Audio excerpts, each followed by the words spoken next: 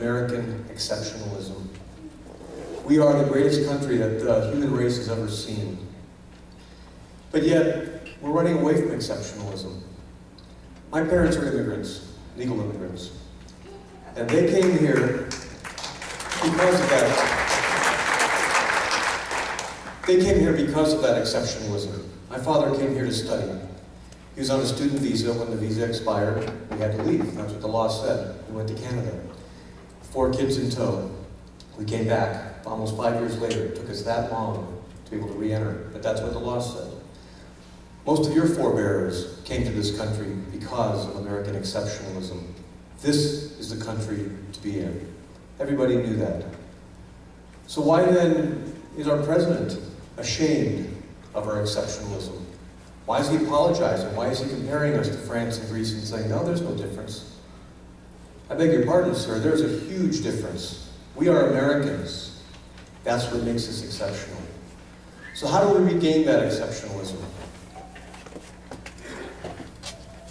Right here, the Constitution. We are exceptional because we are Americans. The Constitution gives us the framework in which to live our lives. It doesn't tell us that the government has to do things for us. In fact, it says the opposite. The government's not supposed to do things for us. We're supposed to do for ourselves.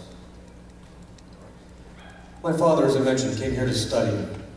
The education system now, unfortunately, we've got kids graduating high school that don't read very well, can't do simple math. Some of them can't even speak English. That's not exceptionalism. We used to have great cars. American cars were the car to have. Foreign countries, it was very expensive to get them, but they were looking for them.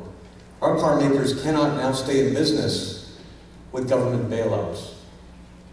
40 years ago, we, Americans, put a man on the moon.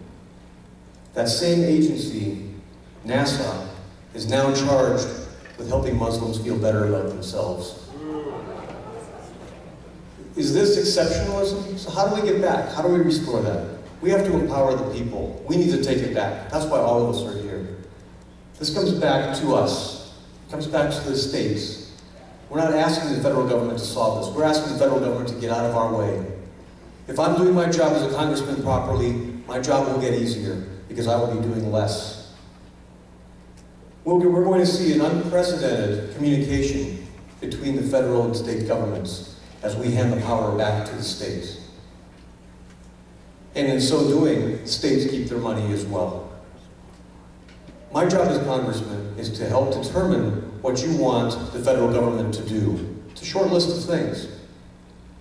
Once we've determined that, we then decide, okay, this is the price associated with it. It's up to you whether or not you think it's worth it. That's not up to me to decide as a congressman. It's not up to the federal government to decide that we think it's worth it, so you're going to have to give us more tax money. Traveling through the district, there's 3 major issues that keep coming up. Immigration is one of them. As I've said earlier, my parents are immigrants.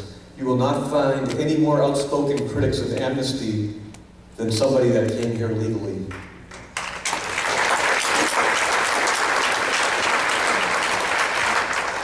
Amnesty is simply not an option. It demeans citizenship. It devalues it. It's an insult to those who came here legally and earned citizenship. It is something to be proud of and something to be celebrated, not something to be given away to reward illegal behavior. Thank you, Dr.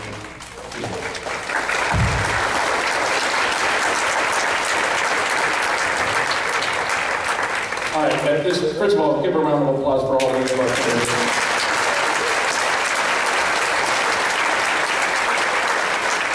They all get A's on time management, thank you. We are going to take a 15-minute